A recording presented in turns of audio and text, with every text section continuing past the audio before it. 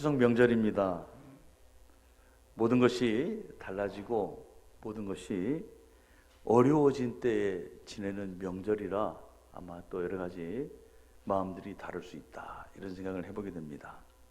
명절이라고 하는 것은 가족들이 모여서 또 지인들이, 친지들이 모여서 즐거움을 나누고 기쁨을 나누는 것이 명절이거든요. 그런데 참 어려울 것 같아요. 보이기도 쉽지 않고, 그러죠? 요즘 물어보지 않는 말 중에 하나, 물어서는 안 되는 말 중에 하나, 어떻습니까? 이 말이라고 그래요. 요즘 어떻습니까? 사업이 어떻습니까? 뭐 일이 어떻습니까? 또 살기 어떻습니까? 뭐 이런 말 묻지 말라는 거예요. 다 어려운데 물어서 뭘 어떻게 하겠습니까? 그러죠? 그래서 묻지 말라, 이런 얘기들을 합니다. 그런데 골골백세라는 말이 있습니다. 골골백세. 사전에 등록되어 있는 말이에요. 골골백세. 워낙 약하고 병치레를 자주 하기 때문에 그래서 오히려 조심하게 되는 그런 모습을 말하는 거죠. 워낙 약해요. 그래서 병치레를 자주 합니다. 그래서 조심하고 또 조심하고 또 조심하다 보니까 오히려 그래서 백세 장수를 한다, 이런 말이죠. 마음이야 조금 짧게 살아도 강하게, 건강하게, 힘차게 이렇게 살고 싶은데, 여러분, 아프고 싶어서 아픈 사람이 어디 있겠어요? 약하고 싶어서 약한 사람이 어디 있겠어요? 또 강하고 싶다고 강해지는 것도 아니잖아요. 힘있게 살고 싶다 그래서 힘이 있어지는 것도 아니잖아요. 그렇게 보면 어느 것도 우리의 뜻대로 될 수가 없습니다. 이게 지혜예요. 내 뜻대로 될 수 없다는 것을 아는 것이 지혜입니다. 부족함을 아는 것이 복이라고 하는 거죠. 부족함을 알기 때문에 하나님에게 은혜를 구하는 거예요. 하나님, 불쌍히 여겨 주옵소서. 하나님, 도와 주옵소서. 하나님은 은혜를 구하는 자에게 은혜로 채워 주십니다. 은혜를 얻고 나니까 감사한 거예요. 하나님, 감사합니다. 그런데 또 놀라운 것은 감사하는 마음속에 하나님은 또한 복으로 채워 주십니다. 자, 이렇게 보면 부족한 것이 오히려 복이고 부족함을 아는 것이 지혜로운 인생이 될 수 있다라고 하는 것이지요. 참 어려운 때입니다. 하지만 이 어려운 때이기에 은혜를 구하고, 그래서 하나님의 은혜로 이 어려움을 잘 이겨나갈 수 있는 우리가 되기를 주의 이름으로 축복합니다.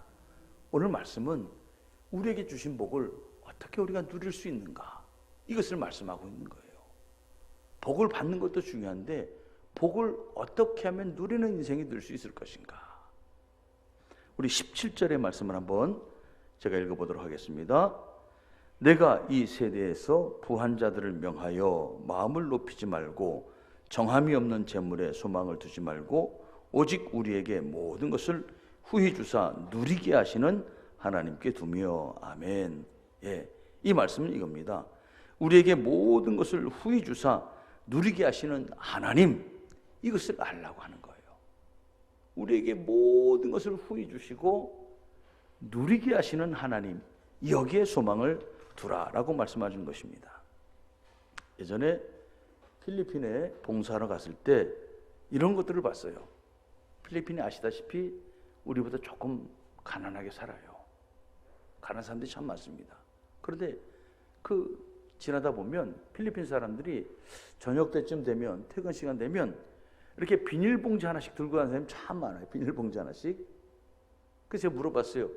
저게 뭔가요? 저게 뭔데 이렇게 하나씩 다 들고 다녀요? 그랬더니 그 계신 분이 이렇게 말씀하세요.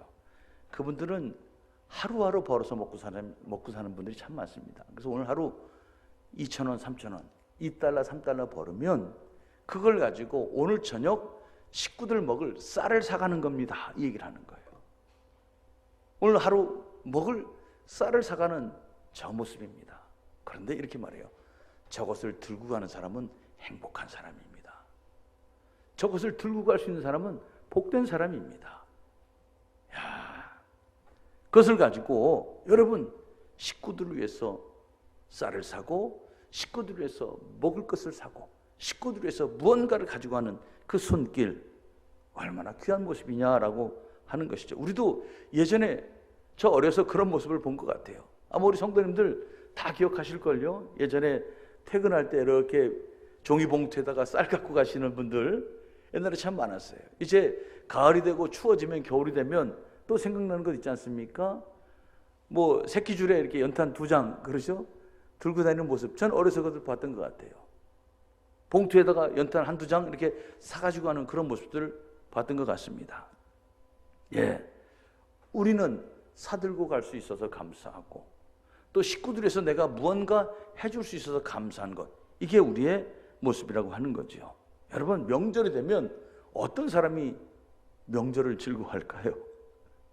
제 생각에는 이런 것 같아요. 명절 때 되면 식구들 모이면 그래도 온 손님들에게, 식구들에게 선물이라도 하나씩 다 나눠줄 수 있는 사람은 명절이 즐거워요. 명절이 기다려집니다.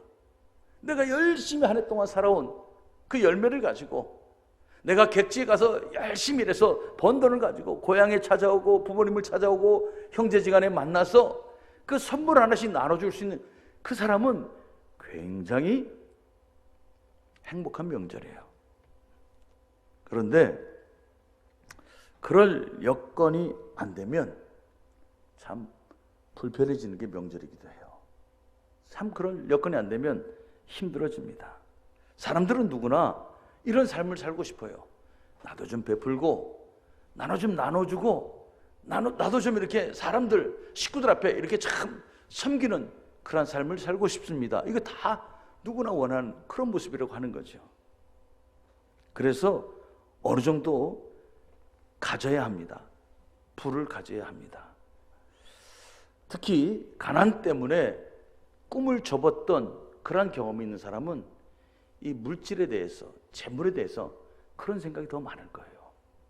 형제가 참 많습니다. 형이 공부 잘해요. 또 누나가 공부 잘해요. 또 동생이 공부 잘해요. 그래서 자기는 진학을 포기하는 그런 분들 있지 않습니까?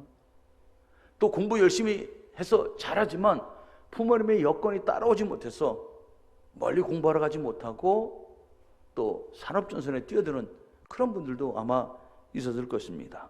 그런 분들은 이 물질에 대한 이 마음이 남다를 거예요.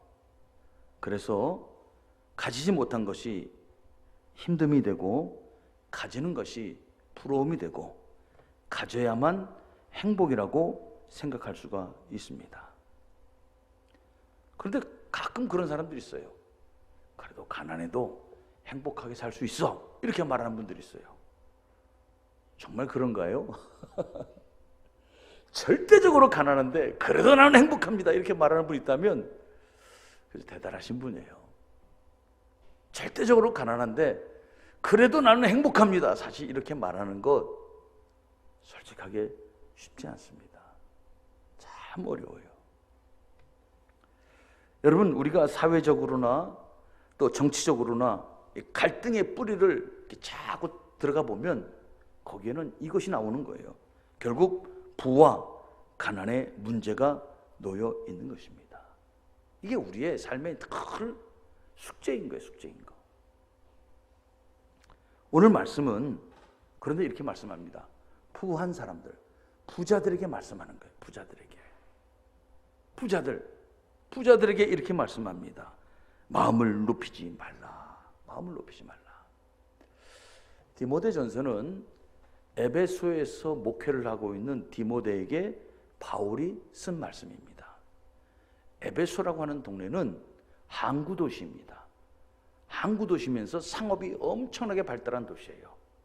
그래서 거기는 부자가 많아요. 우리 그런 말 있잖아요. 순천에 오면 인물 자랑을 하지 말고, 그러죠? 여수에 가면 뭔 자랑하지 말라고 그래요? 돈 자랑을 하지 말라고 그랬다 그러잖아요. 똑같은 거예요. 에베소에도 항구도시면서 상업도시이기 때문에 부자들이 많은 거예요. 부자들이 많아서 이 사람들 교회도 다녀요. 그런데 이 부자들이 가지고 있는 나름대로의 또 습성이 있는 거예요. 누가 더 부자인가를 이야기하는 거예요. 너 재산이 얼마야? 너 뭐 얼마큼 가지고 있어? 너 이번에 집 몇 평으로 옮겼어? 당신 이번에 어떤 차 샀어? 당신 이번에 자녀가 어디 들어갔어? 이번에 집에 냉장고 얼마나 큰 거 했어? 하인은 몇 명이나 돼? 이런 거 가지고 자랑하는 거예요. 이런 거 가지고 자랑하는 거예요. 그런데 바울은 말합니다. 그런 것 가지고 마음을 높이지 말아라. 이 말은 이거예요. 교만하지 말아라는 거죠. 그것 가지고 자랑하지 말아라. 그것 가지고 내세우지 말라라고 하는 말입니다. 성경을 좀 더 자세히 들여다보면 재물 앞에 이런 말씀이 들어있어요. 정함이 없는 재물에 소망을 두지 말라. 정함이 없는 재물에 소망을 두지 말라고 말합니다. 정함이 없다라고 하는 말, 이게 중요한 거예요. 재물은 안정이 되지 않는다는 거예요. 늘 불안하다는 것입니다. 여러분 어떻습니까? 1년 전만 해도 우리가 이런 생각 못했을 거예요. 아니 몇 개월 전만 해도 우리가 이렇게 어려운 시절을 겪어야 할 것인가 생각도 못했을 거예요. 작년 추석 때는 어떠셨는지 모르겠어요. 그런데 불과 1년 전만 해도 정말 생각지도 못했던 이 상황, 사업하는 분들이 힘들다고 말합니다. 자영업하는 분들이 많은 분들이 문을 닫습니다. 직장에 나가는 분들이 언제 감원이 될지 하루하루 위태롭게 살아갑니다. 모든 것이 다 위기가 되고 모든 것이 다 어려움이 되어버리고 모든 것이 다 이렇게 흔들릴 줄 누가 알았겠습니까?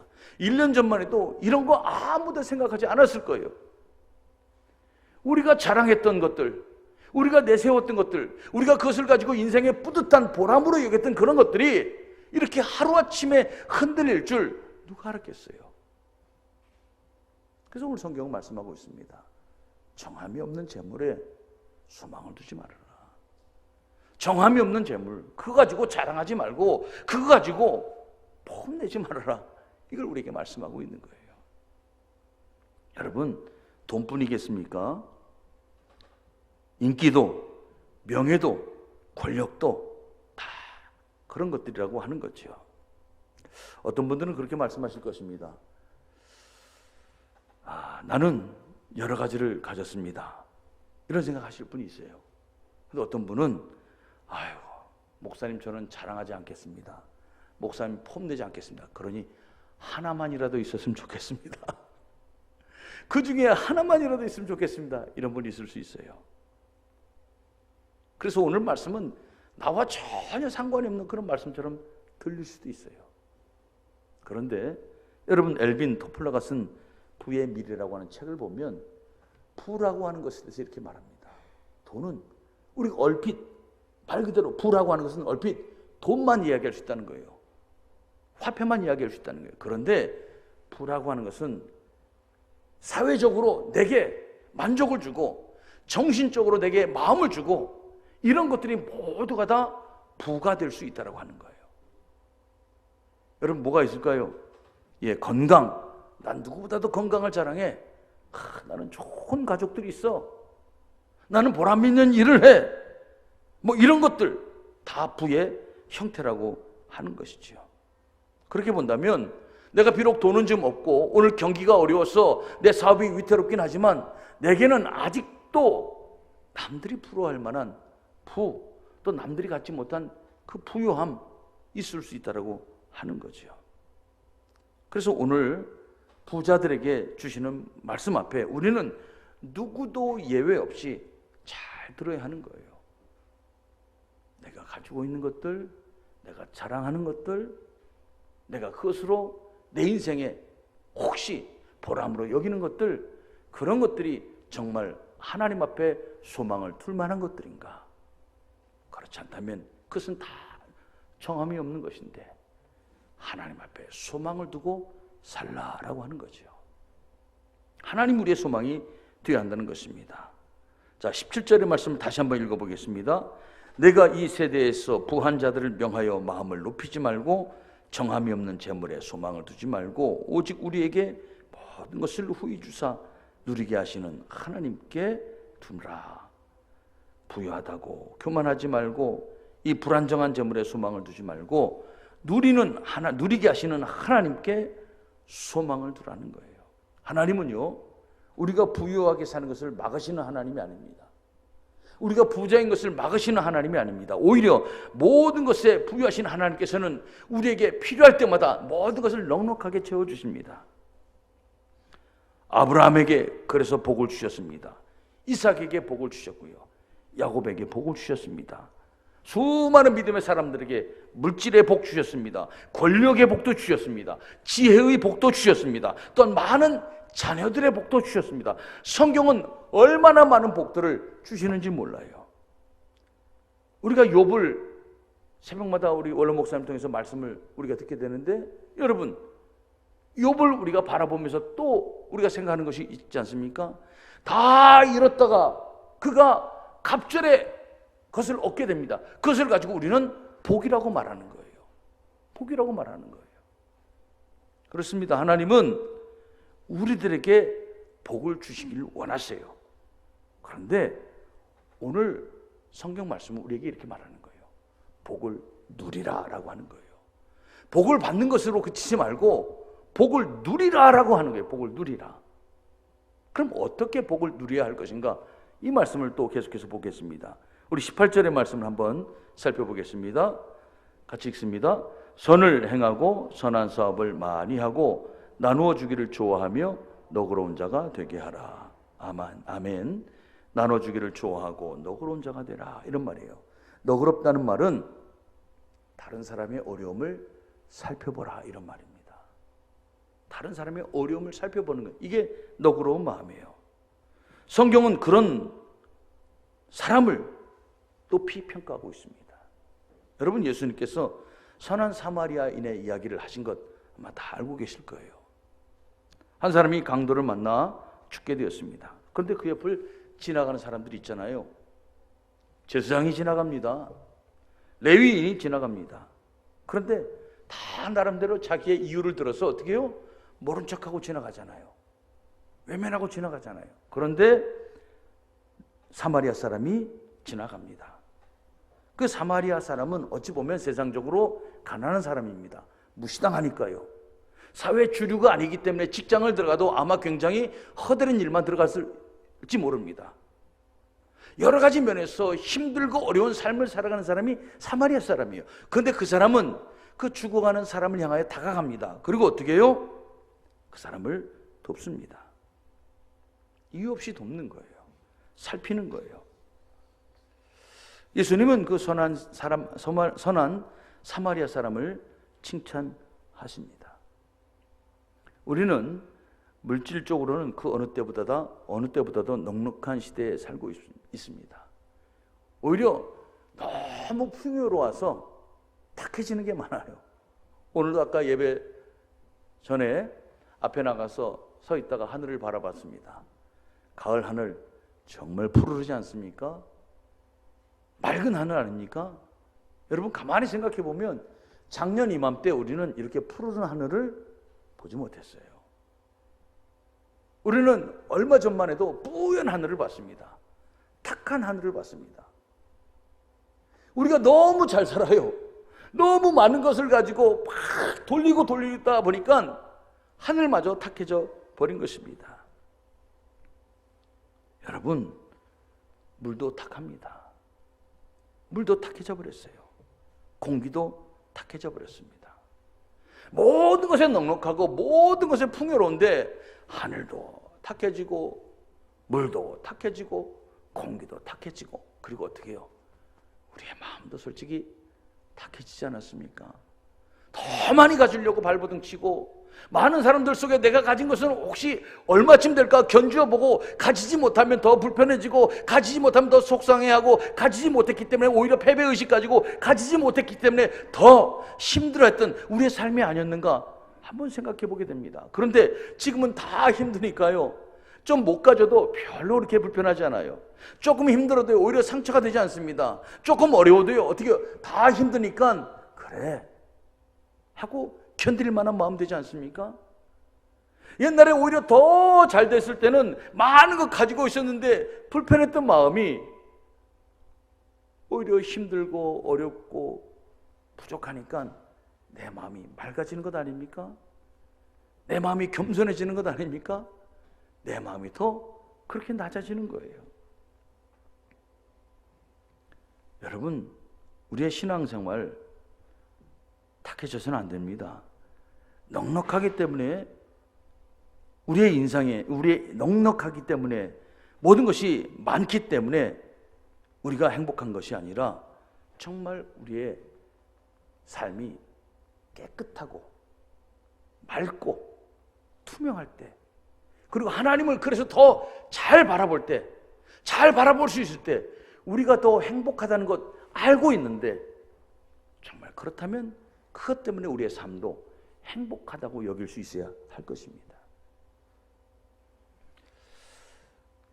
우리는 받는 것을 기뻐하기보다는 누리는 삶을 좀 살았으면 좋겠습니다.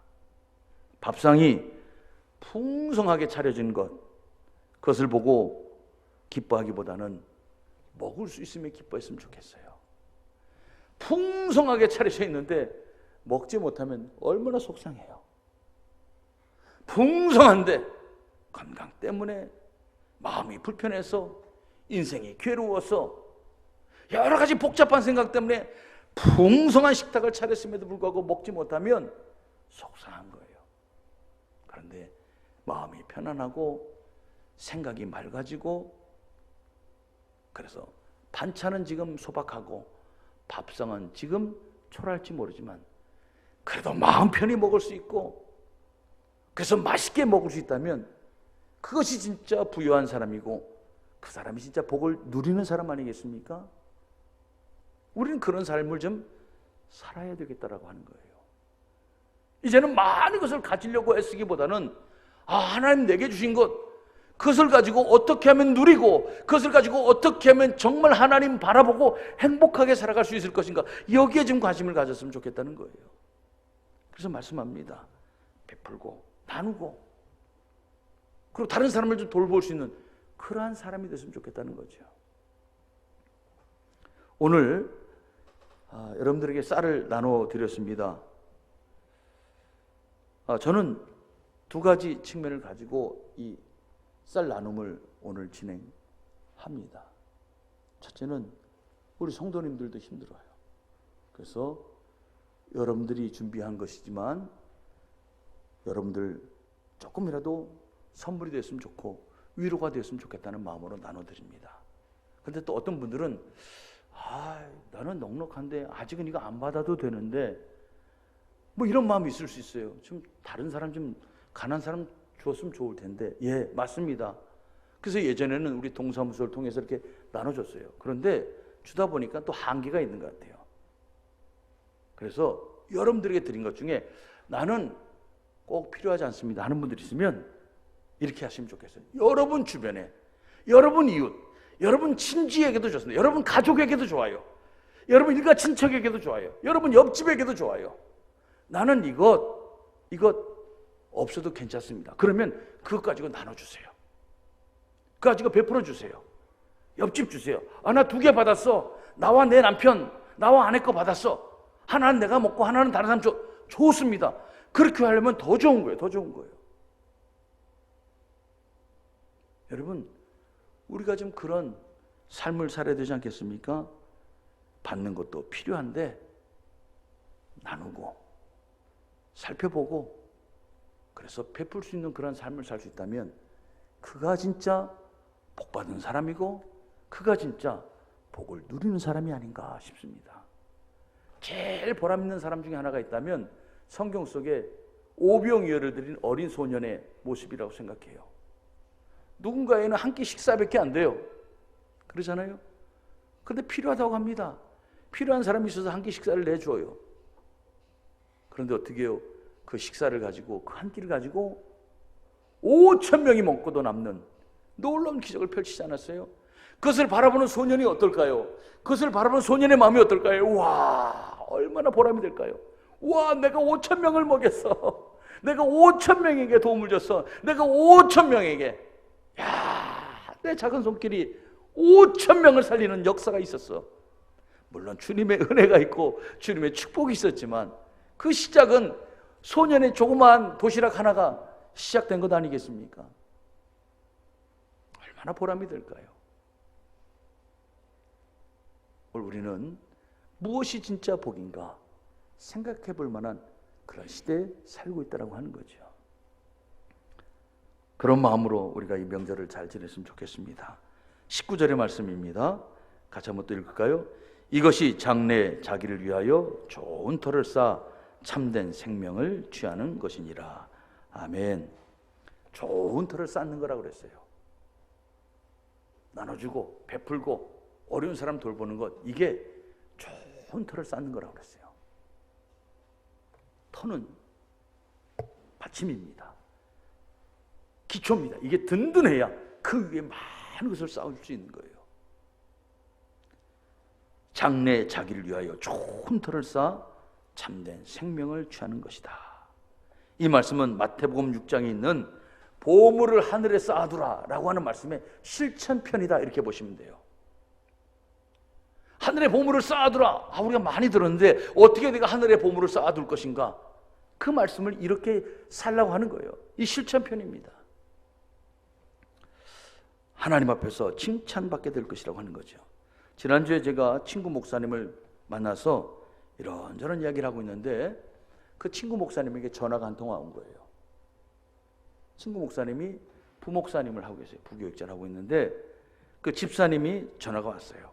근데 목사님이 옆에서 전화를 받는데 너무 좋아하는 거예요. 막 축하하는 거예요. 축하한다고 막 그런 거예요. 그래서 제가 전화 다 끝나고 나서 아니 뭔데 그렇게 축하를 하고 뭔데 그렇게 기뻐하냐고 그랬더니 이 집사님이 사업을 하시는 분이래요. 사업 참 어렵잖아요. 어렵기 때문에 참 바쁠 텐데 그럼에도 불구하고 이 집사님이 새벽에 차량 운행을 하시는 분이래요. 목사님이 차량 운행도 하지만 또 집사님들이 차량 운행을 하는데 특별히 어떤 사람이 펑크가 나면 더 나가서 봉사하고 이런 분이라고 해요. 또 친구 목사님이 부교육자라 방송실에서 해야 될 일이 많은데 시간 날 때마다 와서 막 도와주고 토요일 날 와서 막 이렇게 살펴주는 아주 귀한 집사님이라고 그래요. 그런데 이 집사님이 늘 기도 제목이 있다고 그래요. 두 가지가 있다고 그래요. 첫째는 큰딸 결혼하는 거예요. 큰딸 결혼하는 거. 그래서 목사님 우리 딸 결혼할 수 있도록 기도해 주세요. 그런데 올해 결혼을 했대요. 야, 얼마나 좋아하는지 몰라요. 근데 또 하나가 있어요. 둘째 딸이에요. 근데 그 전화가 뭐냐면 목사님 우리 둘째 딸이 공무원 시험에 합격했습니다. 이 얘기를 이 전화를 받은 거예요. 어디에 취직이 돼서 그 전화를 받은 거예요. 전화. 야, 이 목사님이 역시 집사님 다릅니다. 역시 하나님께서 복을 주셨습니다 하면서 막 칭찬하는 거예요. 여러분 바쁩니다. 분주합니다. 나 살기도 힘들 수 있어요. 그런데 조금만 더 생각에 폭을 넓혀서 오늘 말씀처럼 그렇게 나눠주고 베풀고 살펴보고 그럴 수 있는 마음이 있다면 이것이 장래 하나님께서 우리에게 복을 주실 수 있는 좋은 기초를 쌓는 것이다 라고 하는 거죠. 언젠가는 이 코로나 시대도 우리가 극복할 줄로 믿습니다.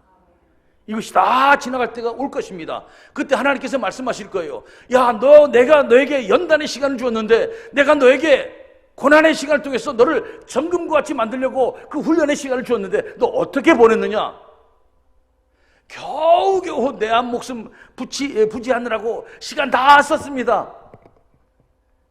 내 삶 어떻게든지 망하지 않으려고 그거 붙드느라고 그 시간 돌아볼 틈도 없이 다 그렇게 허비했습니다. 그 수많은 그 기회의 시간들을 내가 그렇게 다 나만을 위해서 써버렸습니다. 우리가 이거 끝나고 난 다음에 주님이 말씀하시면 어떻게 말을 해야 될까요? 주님 저를 위해서 다 써버렸네요. 나 한 사람 그냥 먹고 사는 것 때문에 그냥 거기에 목매이다 보니까 그렇게 그냥 살아버렸네요. 그렇게 얘기할 수 없지 않겠습니까?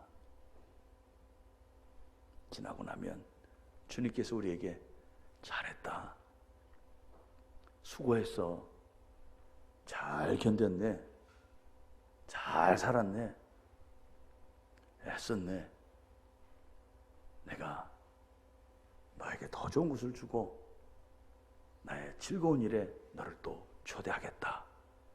주님의 이런 음성을 우리가 들을 수 있어야 할 것입니다. 사랑하는 성도 여러분, 어려운 때인 줄 압니다. 복을 받는 것에서 복을 누리고 또 하나님의 더 큰 역사를 예비할 수 있는 저와 여러분 될 수 있기를 주님의 이름으로 축복합니다. 기도하겠습니다. 사랑과 은혜가 풍성하신 아버지 하나님, 즐거운 명절입니다. 즐거워야 하는데 참 어려운 살림살이로 인해서 참 마음이 불편한 것도 많이 있을 것입니다. 그러나 돌이켜보면 아직 우리에게는 12가지 이상의 감사한 일이 있는 줄로 믿습니다. 그것을 잘 살펴보고 그래서 그것을 가지고 나누고 베풀고 또 더 어려운 사람이 있는가 살펴보고 그래서 하나님을 믿는 자녀답게 살아갈 수 있는, 복을 누릴 수 있는 복된 명절이 될 수 있도록 우리를 축복하여 주옵소서. 예수 그리스도의 이름으로 기도합니다. 아멘.